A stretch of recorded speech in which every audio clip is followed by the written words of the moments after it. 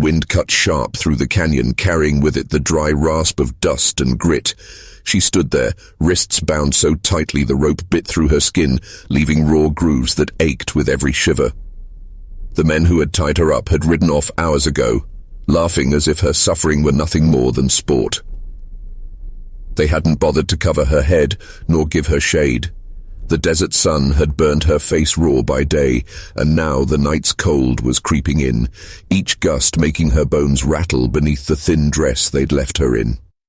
Her arms were stretched above her head, bound to an old weather-worn post that had probably seen others before her. She tried to move, to shift her weight, but every tug sent fire shooting through her wrists.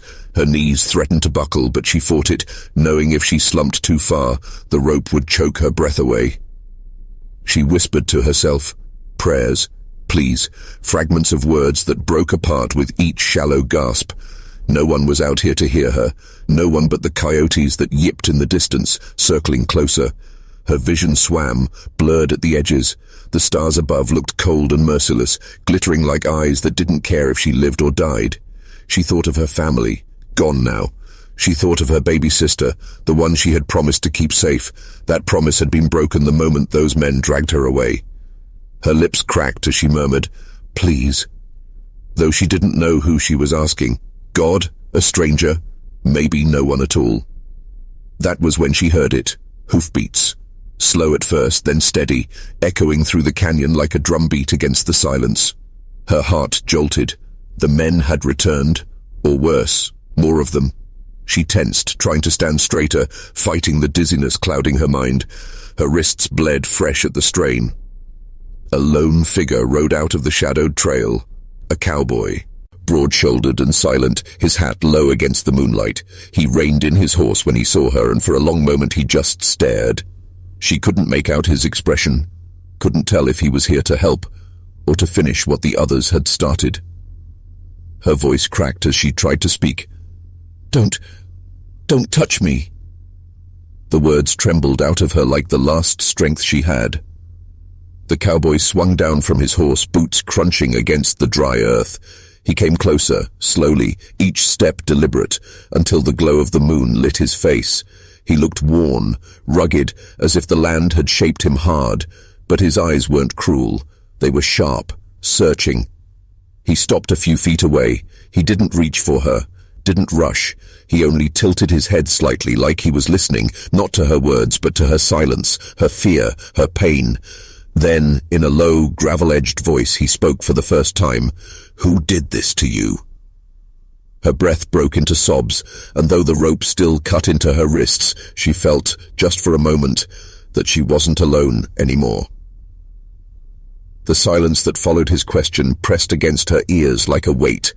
She wanted to answer him, wanted to tell him everything, but her voice faltered. Her lips moved, yet nothing came. Her throat was too dry, scraped raw from hours of begging air through clenched ropes. The cowboy didn't press her. Instead, he stepped closer, letting the moonlight spill across his weathered face. He was no outlaw, that much she could see now. There was no cruelty in his eyes, no hunger to harm. His gaze was steady, like a man who had seen suffering before and carried the memory of it on his shoulders. "Easy," he murmured, his voice low, rough from the trail but gentle in its edge. "Don't strain. Save what little you've got left."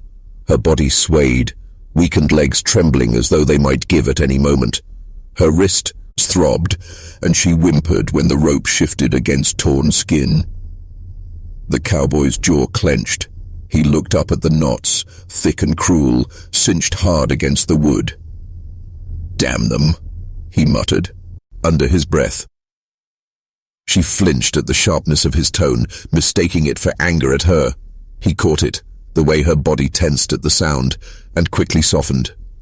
"Not you," he said. "Never you. Whoever left you like this, they'll answer for it." Her eyes stung with tears.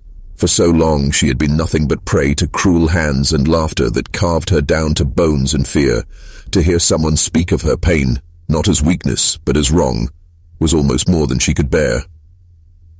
He stepped closer again, close enough that she could smell the dust and leather on his coat. He lifted one hand slowly, deliberately, so she could see it coming. His palm hovered near her wrist, never touching. Not yet. "You want me to cut you loose?" he asked. The words seemed too kind, too careful, like a choice she had not been given in far too long. Her chest hitched with a sob. She wanted to say yes, God, yes. But fear strangled the word before it left her. What if it was a trick? What if once she was free, he was no different than the others? Her silence lingered, broken only by the rustle of dry grass and the distant cry of a coyote. The cowboy didn't rush her.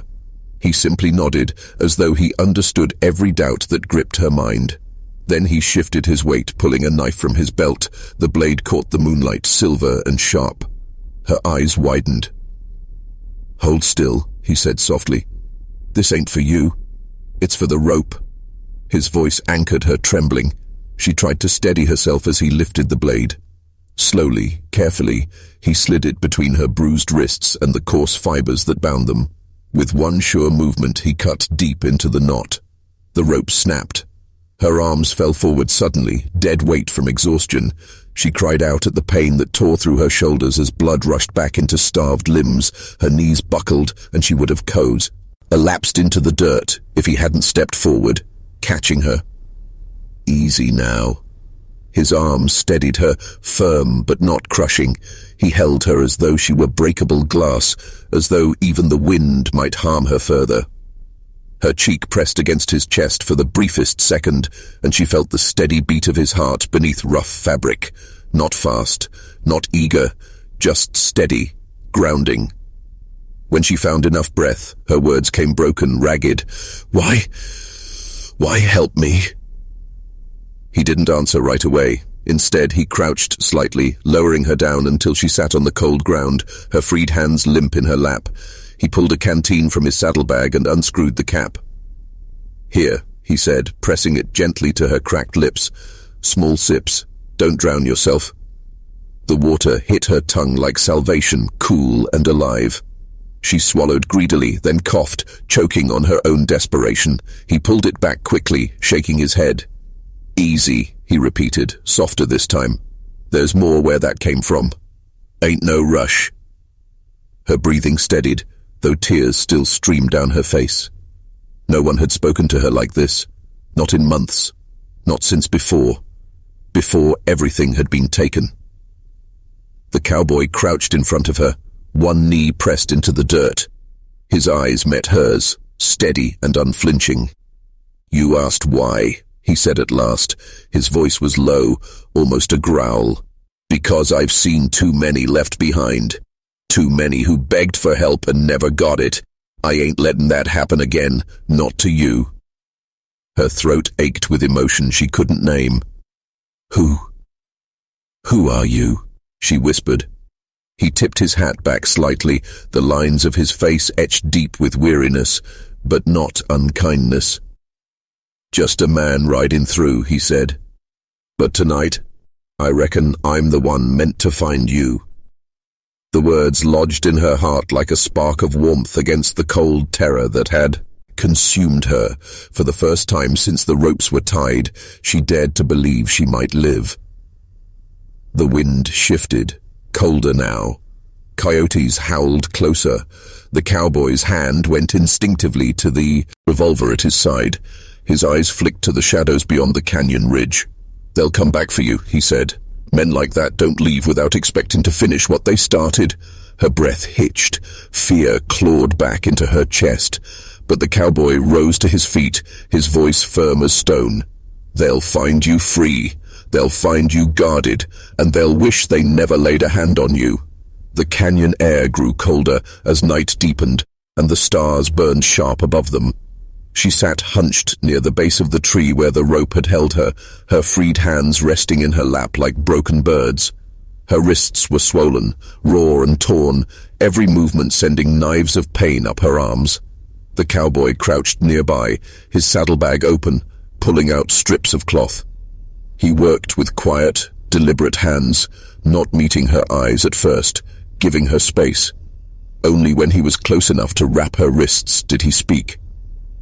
"This'll sting," he warned gently.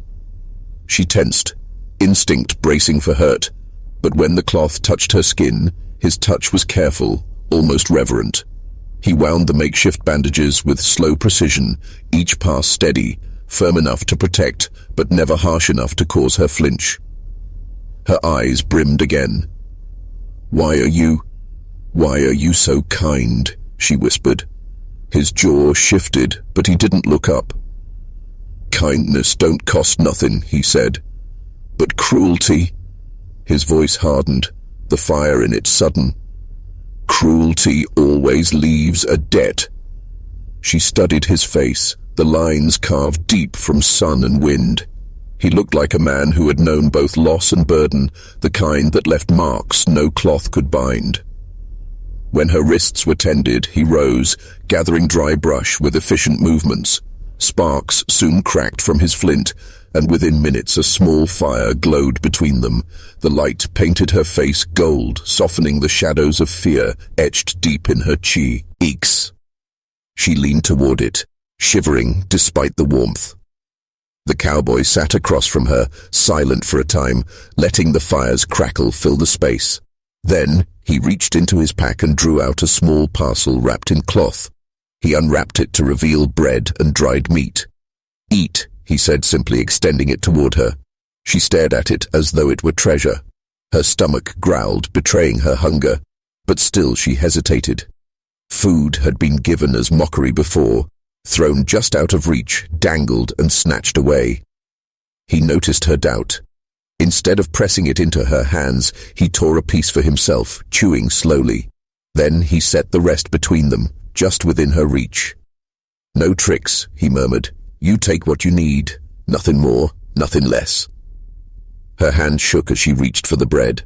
The first bite filled her mouth with dry, sweet relief, and she nearly sobbed at the taste. She ate cautiously, glancing at him often, but he only leaned back against the tree, eyes scanning the canyon rim as though listening to the wind. When her hunger eased, silence settled again. She wrapped her arms around her knees, staring into the fire. At last, her voice cracked out, low and broken. "They laughed when they tied me, said no one would find me, said the coyotes would have me by morning." The cowboy's eyes hardened, firelight catching in their depths. "They were wrong," he said simply. She swallowed, trembling. What if they come back?" He didn't hesitate. His hand rested briefly on the revolver at his hip. "Then they'll meet me." The promise in his voice was not loud, not boastful, but it was steel, a weight that filled the night and settled her shaking heart, if only for a moment. Her gaze lingered on him, uncertain but searching. "Why do you care what happens to me?" For the first time, he turned his eyes directly on hers. His stare was steady, unflinching, because someone should have cared sooner, because no one deserves to be left in the dirt, bound and broken. The words struck something deep in her, a place long starved of belief. Tears spilled silently down her cheeks. She turned her face to the fire, ashamed of her weakness. The cowboy said nothing of it. He only shifted his coat from his shoulders and draped it around her, careful not to touch more than necessary. The weight of it was heavy, warm, carrying the scent of leather and smoke. For the first time in months, perhaps longer, she felt something stir in her chest that wasn't fear.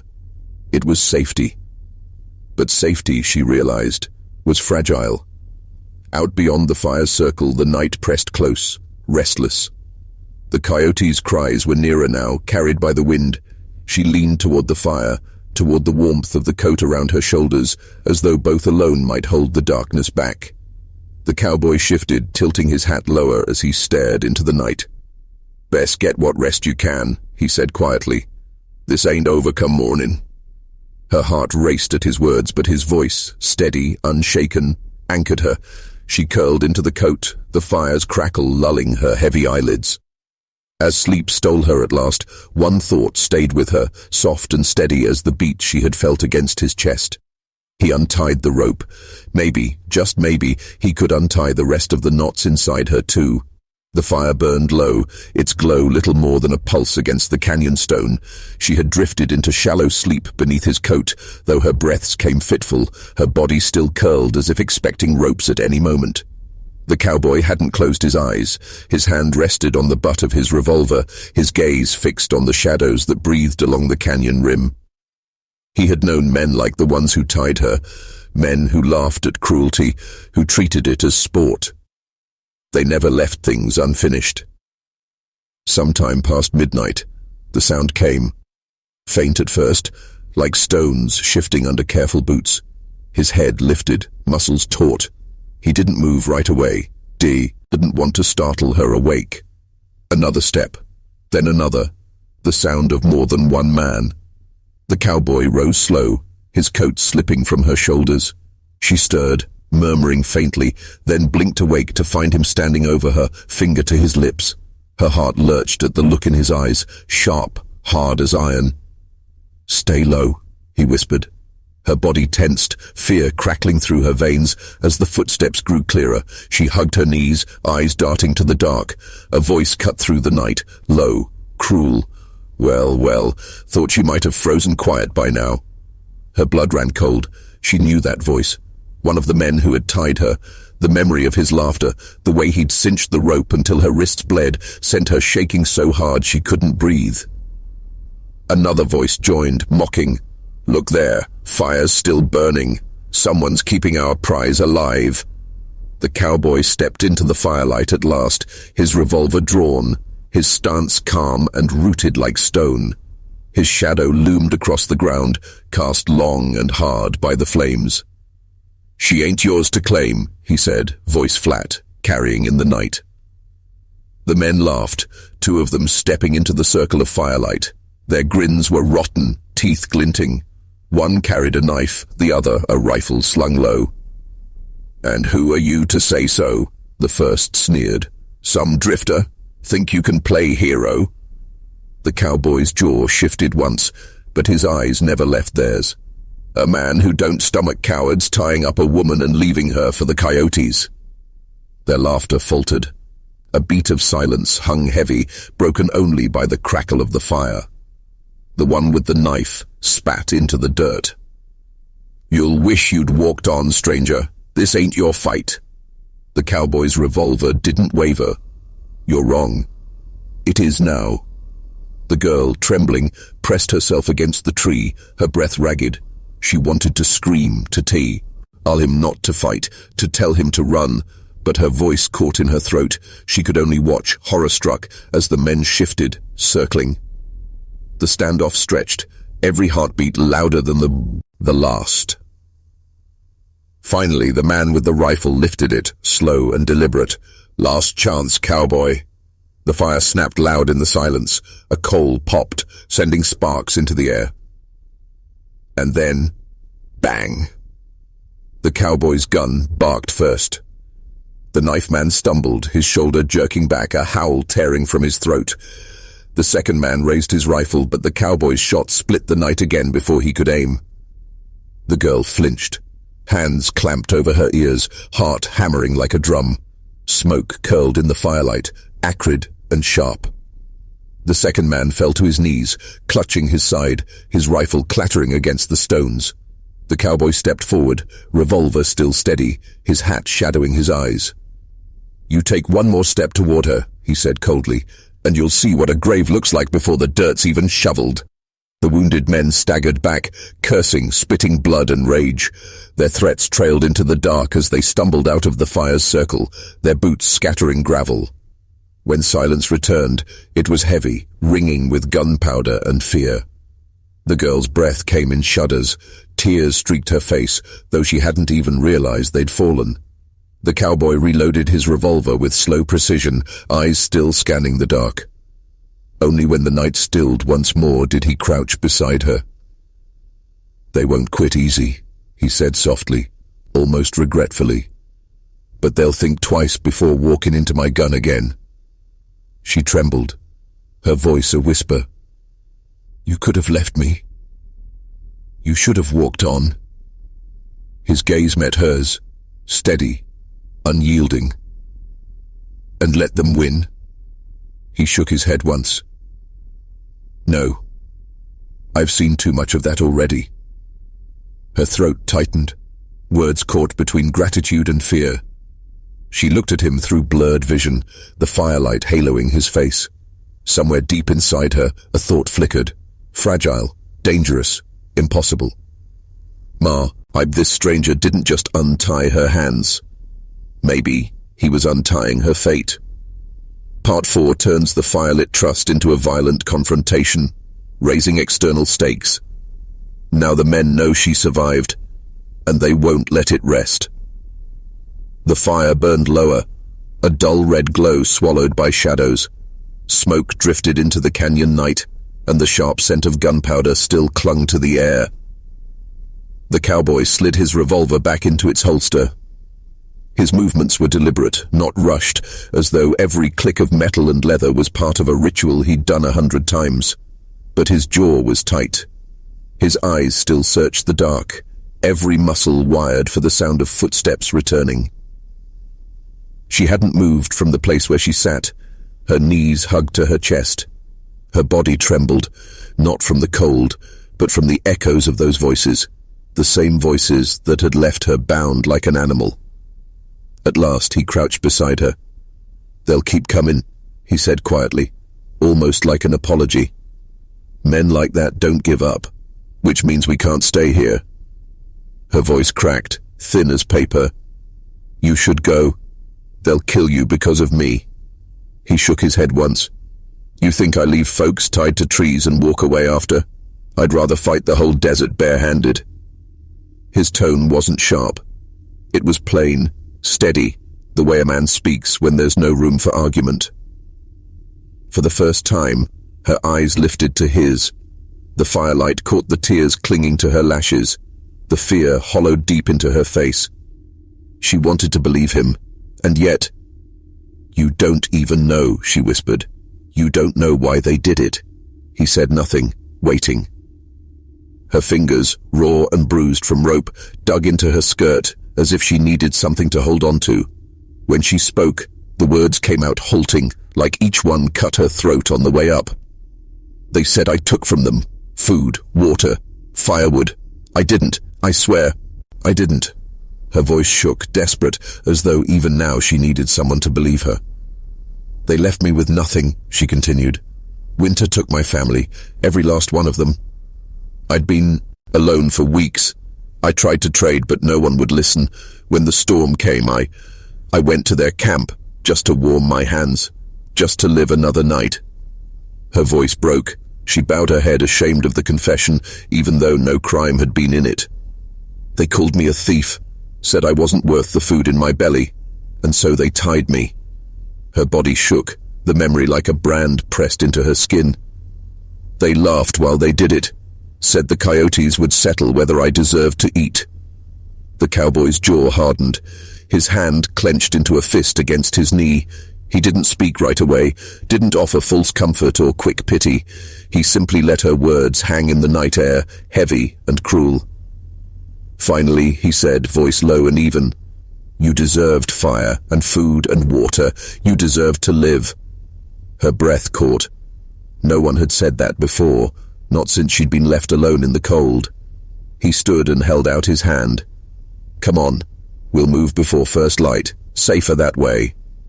Her eyes went to his hand, rough and steady in the glow of the dying fire. For a moment, her fear screamed louder than her trust. But then, slowly, her own trembling fingers reached out. When he helped her to her feet, it was more than the weight of her body he lifted, it was the weight of being believed. The canyon air was still sharp, but when she stepped into the circle of his shadow, something inside her eased. The stars were sharp pinpricks against the black sky, scattered wide over the desert. The moon was a thin silver edge, just enough to throw long shadows across the sand. The cowboy led her away from the fire, his hand steady on the reins of his horse. The animal walked slow, sensing the quiet tension of the night. She followed, her steps uneven at first, but steadier each time she glanced at the tall figure ahead of her. Every sound in the canyon felt louder now. The crack of a pebble underfoot, the whisper of the wind through sage. She flinched at them, expecting voices to rise, expecting the men to come back. He noticed. Without turning his head, he said, low and certain, "Keep close. You hear me? They ain't taking you again." She wanted to believe him, but her body still remembered the rope. Her wrists, rubbed raw, ached with phantom tightness. Every knot seemed to live under her skin still. They climbed out of the canyon, the slope cruel on her weak legs. She stumbled once, nearly falling, but his hand caught her arm before she hit the ground. His grip was strong but gentle, never tightening like the rope had. "You walk beside me," he said, "not behind." Her throat closed at that. It was such a small thing, but no one had ever told her she was worth walking beside. Hours passed. The desert opened wide, flat and endless, nothing but scrub brush and distant mesas. The air grew colder, the kind of cold that crept under clothes and into bones. Her teeth began to chatter. Without a word, he pulled the coat from his shoulders and draped it around her. The warmth of it startled her, the smell of leather, smoke and dust clinging to its folds. "You'll freeze before we're halfway if you don't take it," he said. Her voice was small. "And you?" "I've weathered worse nights." He gave her a half-smile, though his eyes stayed sharp on the horizon. "Besides, you look like you need it more." She hugged the coat tighter, feeling its weight anchor her to something solid. The silence between them wasn't empty. It was heavy with everything unspoken. Her fear, his quiet anger at the men who'd done this, and the strange, fragile trust growing between them. Then, somewhere behind them, a sound split the night. A distant shout. Her heart lurched. She froze, breath trapped in her chest. The cowboy turned, scanning the dark. His hand slipped to the revolver at his side. "They're following," he said, almost to himself, then firmer. "But they're not catching us tonight." He looked at her, his gaze steady, cutting through her fear.